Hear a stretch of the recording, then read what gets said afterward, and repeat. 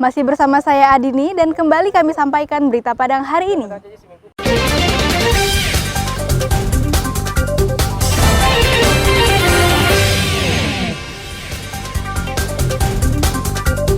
Aneh, kasus dugaan korupsi pengadaan alat pelindung diri saat COVID-19 dihentikan jaksa. Residivis kasus yang sama kembali ditangkap Satres Narkoba Polres Pariaman. Balita korban penganiayaan ayah tiri dirujuk ke Rumah Sakit Universitas Andalas di Padang.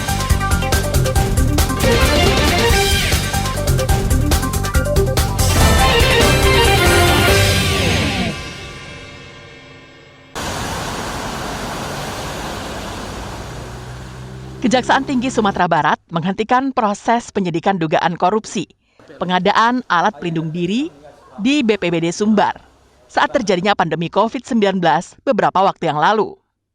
Penghentian dilakukan setelah jaksa melakukan penyelidikan panjang, pemeriksaan saksi-saksi terkait adanya dugaan tindak pidana korupsi dalam kasus itu. Asisten Pidana Khusus Kejati Sumbar Senin mengatakan, dalam proses penyelidikan itu, pihaknya telah meminta keterangan dari berbagai pihak, mulai dari pejabat BPBD Provinsi Sumbar, Inspektorat Provinsi Sumbar, penyedia barang, dan pihak kedua Provinsi Sumbar. Hasilnya, jaksa berkesimpulan tidak ditemukan unsur memperkaya diri sehingga kasus ini dihentikan. Kami ini, bukan saya. Sebelum kita mau ekspos juga harus ekspos dulu teman-teman ini.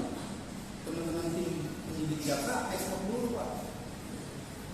Dan mereka tim penyidik juga merasa emang nggak cukup bukti. Masa saya harus paksa seorang diri? Jadi kan nih nggak enak tuh, dan perkara kok dia ledik. Menurut pakar hukum pidana, Suharizal, dirinya merasa heran dengan penghentian kasus korupsi itu. Pasalnya, dengan telah dinaikkan status dari penyelidikan menjadi penyidikan, menandakan ada kerugian negara dan ada yang terlibat dalam dugaan korupsi pengadaan alat pelindung diri. Menurut dosen sebuah perguruan tinggi ini, penyelidikan lebih mengarah pada pencarian dan penemuan peristiwa yang diduga merupakan tindakan pidana. Sedangkan penyidikan lebih mengarah pada pencarian tersangka serta penemuan barang bukti. Ajaibnya, tinggal sedikit lagi jaksa mengungkap kasus ini. Kenapa tiba-tiba kasus korupsi ini dihentikan oleh Kejati Sumbar?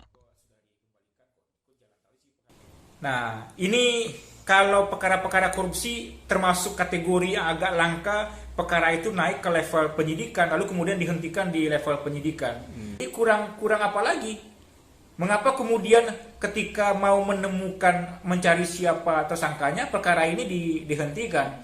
Nah, kita kan berharapkan Ibu Kejati ini bisa menjelaskan ke publik mengapa kemudian di tingkat penyidikan dihentikan perkara ini.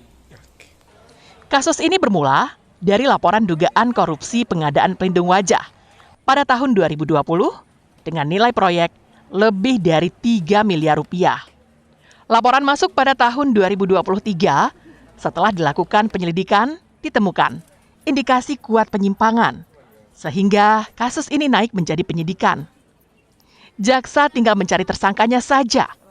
Namun tiba-tiba kasus ini dihentikan. Aneh bin ajaib.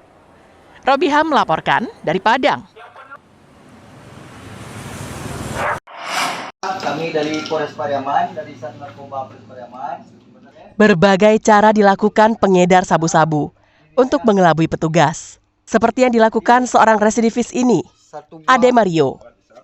Ia menjual sabu-sabu yang dibungkus dengan kemasan kuaci dan diberi label harga.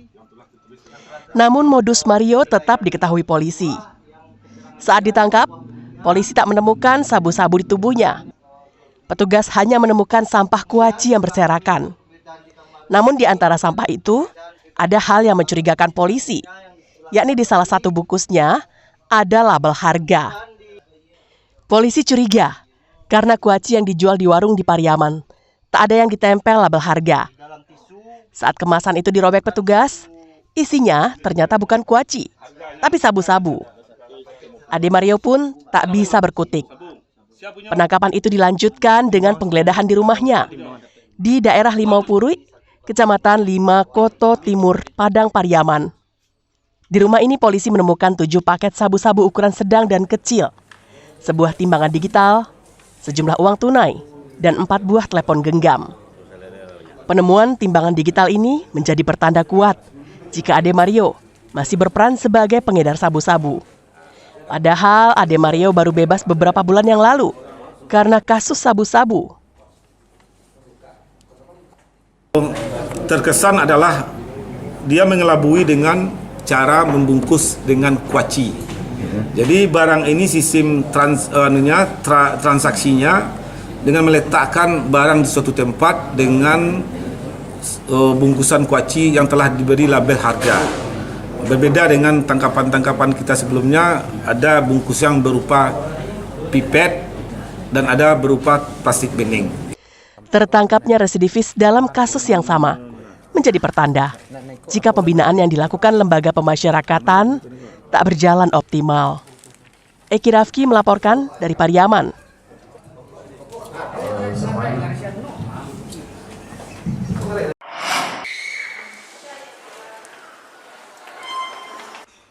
Muhammad Alif, seorang balita berusia 2 tahun yang sempat kritis, dirujuk dari Rumah Sakit Umum Daerah Padang Pariaman ke Rumah Sakit Universitas Andalas di Padang. Alif dianiaya ayah tirinya hingga patah kaki. Saat ini, korban masih dalam perawatan medis tim dokter di Rumah Sakit Universitas Andalas usai menjalani operasi di bagian kaki kirinya. Saat ini, Alif dirawat di ruangan anak Rumah Sakit Universitas Andalas. Anak bungsu dari 2 bersaudara ini terlihat senang mendapatkan hadiah mainan mobil-mobilan dari pihak rumah sakit. Secara kejiwaan, korban terlihat trauma dan takut bila melihat pria dewasa, serta takut bila ditinggal oleh ibunya, sehingga ibunya harus selalu berada di sampingnya. Pada saat dianiaya oleh ayah tirinya, kakak korban yang berusia 7 tahun menyaksikan perlakuan ayahnya yang menganiaya adiknya itu. Ibu korban tak menyangka anaknya dianiaya sekejam itu oleh suami yang baru sebulan menikahinya. Dari pengakuan kakak korban, Muhammad Alif sering mendapatkan penyiksaan bila ditinggal ibunya ke pasar atau belanja ke warung untuk keperluan rumah tangga. Dan yang Ima tahu memang dia lagi main judi online waktu itu, tapi ya anak lagi tidur posisinya. Nah, terus langsung dia lagi gendong Alif, yang ayah tirinya, terus tiba-tiba dia ngomong, itu mama, dan tanpa nggak ada tanda-tanda dia melakukan sesuatu gitu, kayak ngalir aja. Cuman Ima pas ngambil Alif, pas Ima peluk, kok kayak Alif nggak seperti biasanya, kayak nafasnya itu cuma satu nafasnya gitu, terus badannya pucat, semuanya putih. Selama dirawat di Rumah Sakit Umum Universitas Andalas Padang, pasien cilik ini mendapat bimbingan psikolog rumah sakit untuk menghilangkan rasa trauma pada diri Muhammad Alif. Lakukan konseling, psikoterapi sama anaknya, karena alhamdulillah anaknya sebenarnya basicnya ceria gitu kan bisa dilihat juga. Kemudian basicnya itu sebenarnya ya dia bijak lah kalau istilah orang Minang gitu kan, mau ngomong gitu, tapi ya perlu proses dan waktu. Karena berapa lama? Kalau berapa lama ya mungkin tidak, karena kan sekarang kakinya sakit juga ya, jadi kadang ketika kakinya sakit dia juga merengek, manja gitu kan.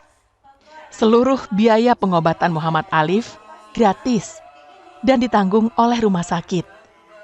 Karena orang tua korban tergolong keluarga tak mampu yang memenuhi syarat untuk mendapatkan pelayanan gratis sampai korban pulih seperti semula.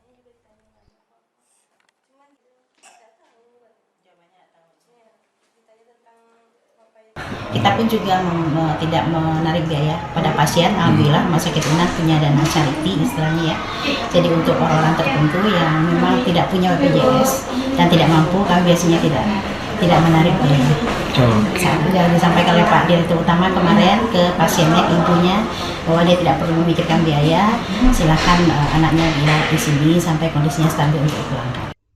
Dalam keterangan pers sebelumnya, Kapolres Padang Pariaman menyebut bahwa ayah tiri korban yang bernama Bayu Nanda Pratama adalah seorang tersangka penganiayaan yang kecanduan judi daring dan sering mengonsumsi sabu-sabu. Alfi melaporkan dari Padang.